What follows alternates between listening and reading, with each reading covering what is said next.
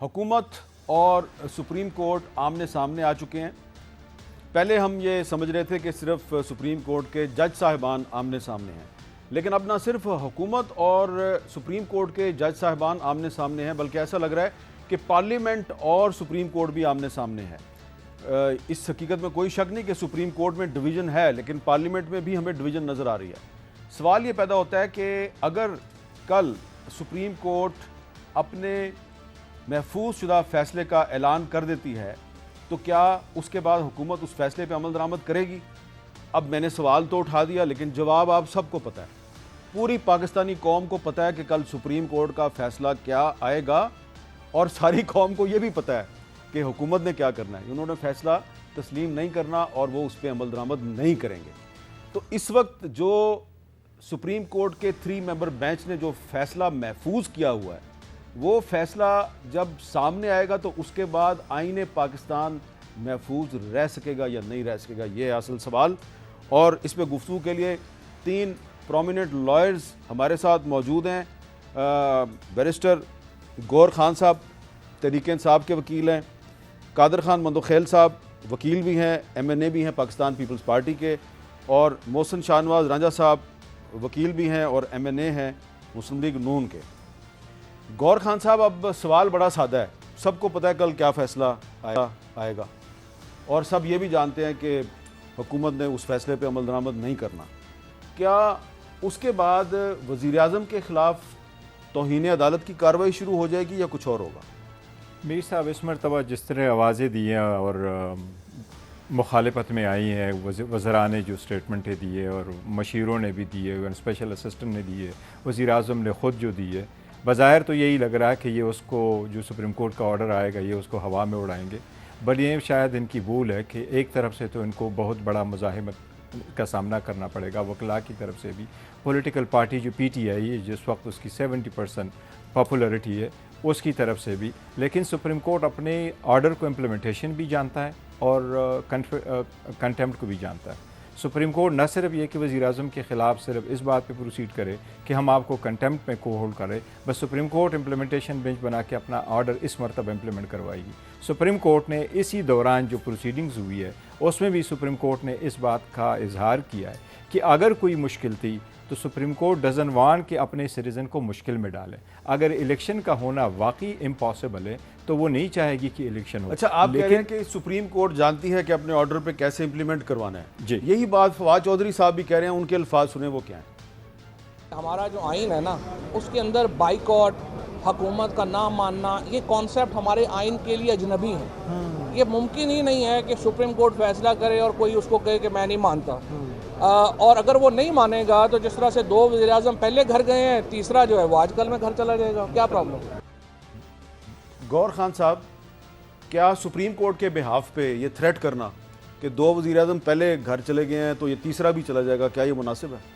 میں یہ سمجھتا ہوں میر صاحب، بات دراصل یہ ہے کہ اگر سپریم کورٹ کے آرڈر کو یہ اس طرح کلم کھلا کہہ رہے ہیں کہ ہم نہیں مانیں گے، اور ابھی ڈیسیجن آیا بھی نہیں کہ کس قسم کا ہو، اور پہلے سے آپ یہ کہیں کہ ہم نہیں مانتے اس ڈیسیجن کو، تو یہ تو بڑا serious, very serious important questions ہے۔ اور دوسری بات ہے کہ وہ آنا اور وہ بھی وزیر اعظم کی طرف سے آنا، یہ تو مناسب نہیں ہے کہ میں کہوں کنٹیمپٹ، لیکن اس کے لیے اور کیا لفظ استعمال کریں؟ اگر سپریم کورٹ کی آرڈر کی وائلیشن ہے تو کنٹیمپٹ تو کم چیز ہے۔ اچھا، قادر خان مندوخیل صاحب، گور خان صاحب کہہ رہے ہیں کہ وکلا برادری جو ہے وہ سپریم کورٹ کے پیچھے کھڑی ہے، آج ایک لائرز کنونشن بھی ہوا ہے، تو کیا ہم یہ سوال اٹھا سکتے ہیں کہ ایک اور وکلا تحریک جو ہے وہ شروع ہونے والی ہے؟ اگر PTI کی وکلا کو آپ وکلا تحریک یا وکلا برادری کہو گے تو الگ بات ہے۔ پاکستان بار کونسل جو کہ پورے سپریم کورٹ سے پہلے، یعنی وکلا کی جو رجسٹریشن کی باڈی ہوتی ہے وہ بار کونسل ہوتی ہے۔ بار ایسوسیشن ان کی سیاسی پلیٹ فارم ہوتا ہے جہاں صدر نائب صدر 1 سال کے لیے آتے ہیں، وہ آتے ہیں 5 سال کے لیے۔ پاکستان بار کونسل، چاروں صوبوں کے بار کونسل، اسلام آباد بار کونسل نے اس بل کی حمایت کی ہے جو کہ اسمبلی نے پاس کی ہے۔ خود حامد خان صاحب جو کہ ایک بڑے گروپ کو لیڈ کر رہے ہیں سپریم کورٹ میں، وہ ان کے نائب صدر بھی ہے، اس نے حمایت کی ہے۔ اس کے علاوہ پھر کون سی وکلا رہ جاتے ہیں؟ یقیناً PTI لائر ونگ تو مخالفت کرے گی اس میں۔ اور پھر سب سے بڑی بات یہ کہ قومی اسمبلی میں یہ 184(3) کا جب بل پیش ہوا، رانجھا صاحب ہم سب موجود تھے، PTI کی جن کو یہ کچھ اور نام سے پکارتے ہیں جو باغی ارکان ہیں وہ تو تھے ہی خاموش، ان کی اپنے جو جس کو یہ جینین کہتے ہیں ارکان 4 قومی اسمبلی کے ممبران کسی نے اس کی مخالفت نہیں کی ہے. تو آپ مجھے بتاؤ وہ جو ایک 2 GDA کے ہیں. نہیں ان کی پی ٹی آئی کے ڈائریکٹ, اچھا پی ٹی آئی کے ڈائریکٹ جو ابھی 4 ممبران جو زمین میں آئے ہیں, جو نئے آئے ہیں, وہ انہیں مخالفت نہیں کی ہے.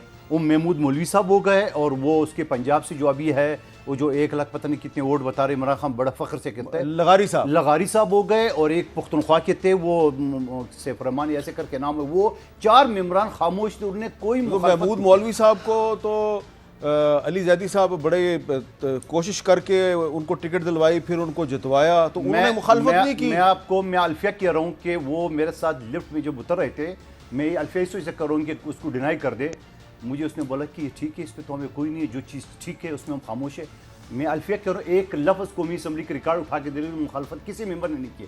یہ پھر کہاں سے اٹھ گئے, اور یہ ہوگا فلاں ہوگا ڈنگا ہوگا. اور پھر مجھے بات تو امیر میر صاحب پاکستان کی 75 سالہ تاریخ میں ایسا کوئی فیصلہ آپ کو یاد ہے جو 24 گھنٹے پہلے پتہ ہو کیا آنا ہے؟ تو پھر انصاف کی تو جھلک تو ختم ہو گئی نا. آپ ایک چیز جس کو 9 ججز تھے, 9 میں سے 2 جس پہ نون نے, پیپلز پارٹی جمعیت نے اعتراض کی ہے, وہ جسٹس اجاز الحسن صاحب وہ بینچ سے الگ ہو گئے. آج واپس کیوں ہو گئے؟ جب واپس آ گئے تو آپ مجھے بتا دو, متنازع تو آپ نے اپنی بینچ کر دی. اور پھر فائز عیسیٰ صاحب نے جب فیصلہ دیا ہے کہ چونکہ آلریڈی قانون سازی ہو رہی ہے اس حوالے سے 183 کی سارے کیسز اس کے ایڈجنٹ کر دیے, وہ ایک رجسٹرار نے ایک سرکولر کے ذریعے اس کو نہ کر دیے. رجسٹرار کون ہوتا ہوا ہے؟ بینچ کا سینئر یونٹ جج ہے, اس کے فیصلے کو وہ اپنے ایک سرکولر کے ذریعے کرے. یہ بھی ایک نیا رواج آ گیا پاکستان میں. اچھا, اب محسن شاہ نواز راجہ صاحب, آج جو وزیر اعظم شہباز شریف صاحب نے قومی اسمبلی کے فلور پہ جو تقریر کی ہے, انہوں نے براہ راست چیف جسٹس صاحب کو جواب دیا ہے. تقریر تو بہت لمبی ہے, لیکن ان کی تقریر کے 2-3 حصے بڑے امپورٹنٹ ہیں. ایک جو تقریر کا حصہ ذرا سنیں, وہ کیا کہہ رہے ہیں. آنریبل چیف جسٹس کو پوچھنا چاہتا ہوں کہ میرے بارے میں یا دوسروں کے بارے میں تو آپ نے فرما دیا کہ یہ آج اسمبلیوں میں تقریریں کرتے ہیں, انہوں نے جیلیں کاٹی ہیں. کیا ہمارے خلاف جو بے بنیاد کیسز بنائے گئے تھے, کیا ہم ضمانت کی حد تک سرخرو ہو کے آئے ہیں, کہ یا پھر ہم خدا نخواستہ ہم بے عزت ہو کے آئے ہیں؟ لیکن میں چیف جسٹس سے ضرور پوچھنا چاہتا ہوں کہ ایک ایسا جج جس کے خلاف الزامات کی حد تک بہت سخت الزامات لگے ہیں, آپ ان کو ساتھ بٹھا کر قوم کو کیا پیغام دینا چاہتے ہیں؟ تو ایک تو راجہ صاحب, چیف جسٹس صاحب اس کی وضاحت کر چکے ہیں. جس سٹیٹمنٹ کا حوالہ دیا ہے پرائم منسٹر صاحب نے, وہ اس کی وضاحت کر چکے ہیں. لیکن آگے چل کے پھر وزیر اعظم صاحب نے براہ راست چیف جسٹس صاحب کو کہا کہ ایک جج پہ الزامات ہیں, آپ اس کو اپنے ساتھ بٹھا کے قوم کو کیا پیغام دے رہے ہیں. تو ایسا لگ رہا ہے کہ پرائم منسٹر صاحب سب کچھ سوچتے سمجھتے ہوئے توہین عدالت کی کارروائی کو دعوت دے رہے ہیں, آؤ میرے خلاف کارروائی کرو. دیکھیے, بات یہ ہے کہ جہاں تک اس وقت ساری صورتحال ہے سپریم کورٹ کے اندرونی, اس کے بیچ میں تو اب جو ججز کے آپس میں اعتراضات آئے ہیں, عدالت عظمیٰ میں بیٹھے ہوئے فاضل جج صاحبان نے اعتراض کر دیے اس بینچ کے اوپر. انہوں نے کہا کہ یہ تو بینچ ایگزسٹ ہی نہیں کرتا تھا, وہ 7 رکنی بینچ تھا.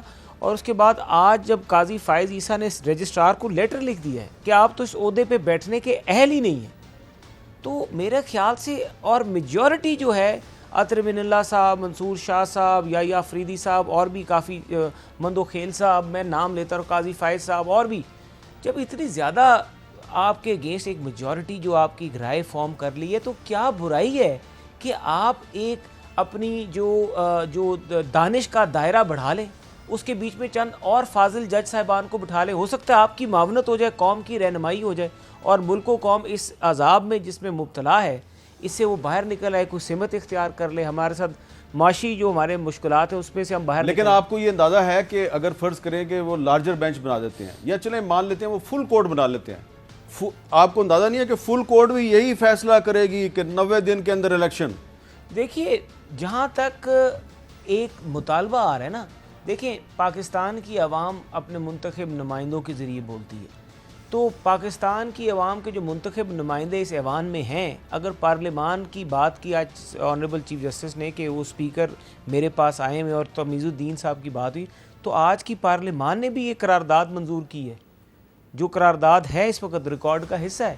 جس میں انہوں نے عدم اعتماد کا اظہار کیا ہوا، جو آج منظور ہوئی ہے، جو اس سے پہلے بھی ہاں، منظور ہو جو چکی پہلے تھی۔ منظور جی ہوئی۔ پہلے منظور ہو چکی تھی۔ اب اور اگر کل پھر ہوگی، اب دیکھیں کل بھی میری اطلاع کے مطابق کل بھی ایک قرارداد تو منظور ہوگی۔ پاکستان اور دوسری بات یہ کہ تحریک انصاف کے وکلاء کو پہلے اطلاع دے لینے سے اور جس طریقے سے اطلاعیں دی گئی ہیں، یہ اطلاع فواد چوہدری صاحب کی بھی طرف سے جو بندوں کو بلایا گیا ہے، کون تھا اطلاع کرنے لیکن والا، راجہ صاحب آپ اسد عمر صاحب کس کو راجہ ملے؟ صاحب آپ ایک بہت ماہر لا ایکسپرٹ ہیں ماشاءاللہ، آپ کو اچھی طرح پتہ ہے کہ اگر کل بھی آپ قرارداد ایک پاس کر لیں قومی اسمبلی سے، تو اسمبلی کی قرارداد سپریم کورٹ کے آرڈر کا راستہ نہیں روک سکتی۔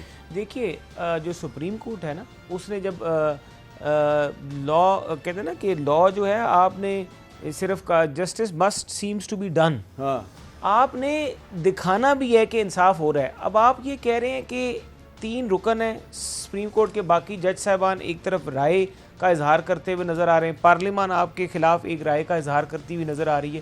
اس ماحول میں اگر آپ سمجھتے ہیں کہ ریاست سب سے بالا تر ہے، دستور سب سے بالا تر ہے، ایک لبِ نیوز انڈیا، انترراشٹریہ خبروں کا منچ۔